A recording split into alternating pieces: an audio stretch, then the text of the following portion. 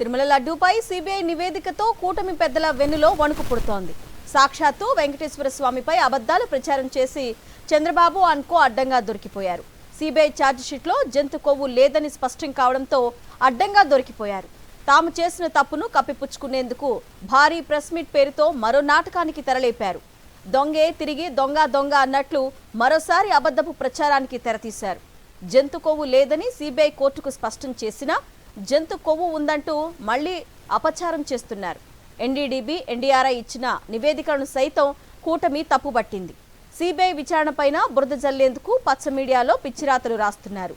అబద్ధాలు పదే పదే చెప్పాలంటూ పార్టీ నేతలకు బాబు, పవన్ హుకుం జారీ చేశారు. అబద్ధాలు ఎన్నిసార్లు చెప్పినా వాస్తవాలు బయటకు రావడంతో ఏం చేయాలో తెలియని స్థితిలో కూటమి ఉంది. ఇదే అంశానికి సంబంధించి పూర్తి సమాచారాన్ని మా ఇన్పుట్ ఎడిటర్ సతీష్ అందిస్తారు.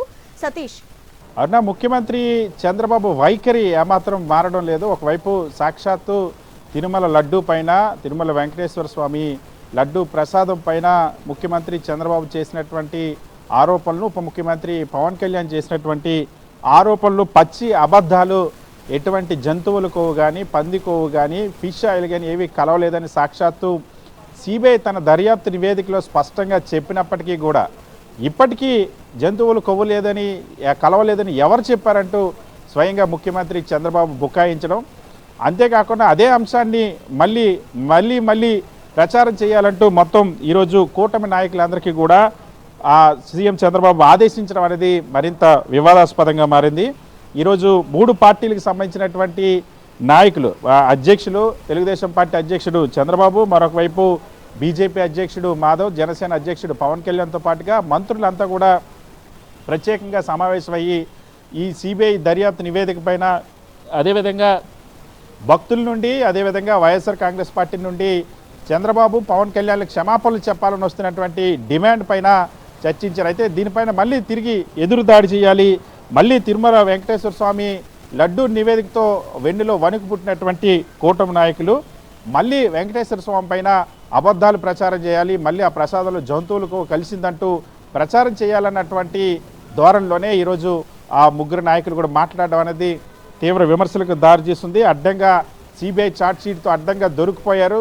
జంతువుల కొవ్వు కలవలేదని చాలా స్పష్టంగా ఎన్డీడీబీ, ఎన్డీఆర్ఐ రిపోర్ట్లు ఇచ్చినట్టు సిబిఐ తన కన్క్లూజన్లో కూడా చాలా స్పష్టంగా అక్కడ చెప్పినప్పటికీ కూడా మళ్ళీ అదే అంశాన్ని ప్రచారం చేయాలంటూ, ప్రజల్లోకి తీసుకెళ్లాలంటూ 3 పార్టీల నాయకులు కలిసి ప్రెస్ మీట్లు పెట్టాలంటూ ప్రచారం చేయాలని నిర్ణయించడం పట్ల విమర్శలు వెల్లువెత్తినటువంటి పరిస్థితి.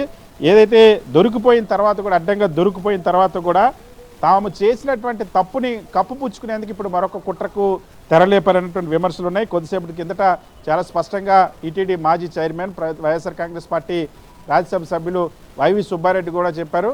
ముఖ్యంగా దీనిపై జరుగుతున్నటువంటి చాలా స్పష్టంగా సుప్రీంకోర్టే ఏదైతే ముఖ్యమంత్రి చంద్రబాబు జంతువుల కొవ్వు కలిసిందని ఆరోపించారు కాబట్టి దీనిపైన విచారణ జరపాలని ఆదేశించింది.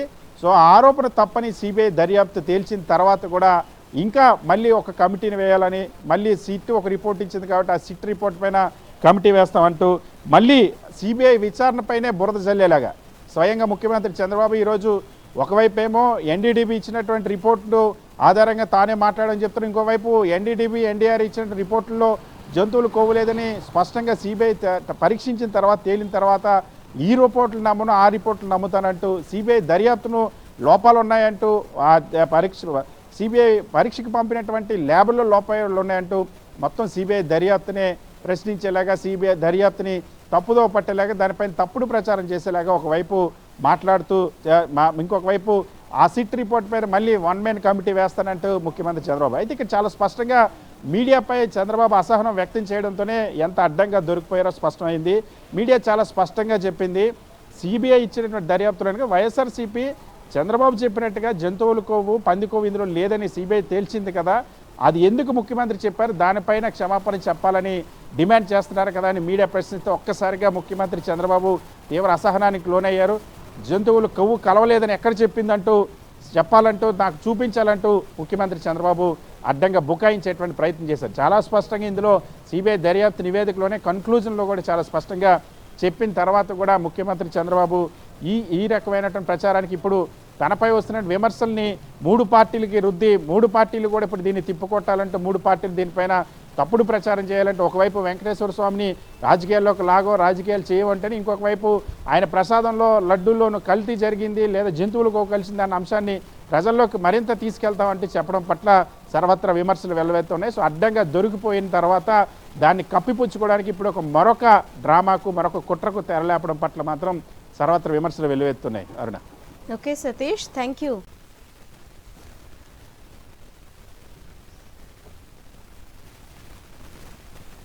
రైట్, ఇక ఇదే అంశంపై పూర్తి సమాచారాన్ని మా ప్రతినిధి రవీందర్ అందిస్తారు. రవీందర్, చెప్పండి.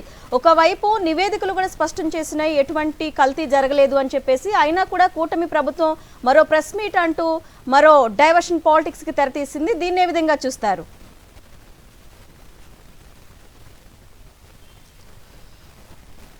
అరుణ, తిరుమల లడ్డూ ప్రసాదానికి సంబంధించి ఎలాంటి జంతువుల కొవ్వు కలవలేదని సిబిఐ చాలా స్పష్టమైన నివేదిక ఇచ్చినప్పుడు కూడా దాన్ని మళ్ళీ రాద్ధాంతం చేస్తూ అత్యంత దారుణమైనటువంటి వివాదాస్పదమైన అంశంగా తెలుగుదేశం పార్టీ కూటమి నాయకులు చేస్తున్నటువంటి పరిస్థితి కనిపిస్తుంది. ఇప్పటికే ప్రపంచవ్యాప్తంగా ఉన్నటువంటి తిరుమల శ్రీవారి భక్తులు చంద్రబాబు మీద తీవ్రస్థాయిలో ఒత్తిడి చేస్తున్నారు. ఖచ్చితంగా క్షమాపణ చెప్పాల్సిందే అంటూ ప్రపంచవ్యాప్తంగా ఉన్నటువంటి హిందూ భక్తులంతా కూడా డిమాండ్ చేస్తున్నటువంటి పరిస్థితి. అయితే దీనికి సమాధానం చెప్పుకోలేక తెకమకబడుతున్నటువంటి చంద్రబాబు గడిచిన వారం రోజులుగా అయోమయానికి గురయ్యారు. ఈ నేపథ్యంలోనే ఇప్పుడు తన కంటినటువంటి మరక ఏదైతే ఉందో ఆ మరకను పక్కన ఉన్నటువంటి జనసేన బీజేపీలో కూడా కల్పించేటువంటి ప్రయత్నం చేశారు. అందులో భాగంగానే ఈరోజు మిగతా రెండు పార్టీలు అంటే కూటమిలో ఉన్న మిగతా రెండు పార్టీలను కూడా ఆ పార్టీ అధినాయకులను కూర్చోబెట్టి అక్కడ ఏకంగా మాట్లాడించినటువంటి పరిస్థితి. బీజేపీ రాష్ట్ర అధ్యక్షుడు మాధవ్తో పాటు జనసేన అధినేత పవన్ కళ్యాణ్తో కలిసి చంద్రబాబు ప్రెస్ మీట్ ఏర్పాటు చేయడం ద్వారా ఖచ్చితంగా జంతువుల కొవ్వు కలిసిందంటూ వారి నోట కూడా మళ్ళీ పలికిచ్చారు. అంటే ఇప్పటివరకు చంద్రబాబు మీద మాత్రమే ప్రపంచవ్యాప్తంగా తీవ్రస్థాయిలో విమర్శలు వస్తుంటే ఇప్పుడు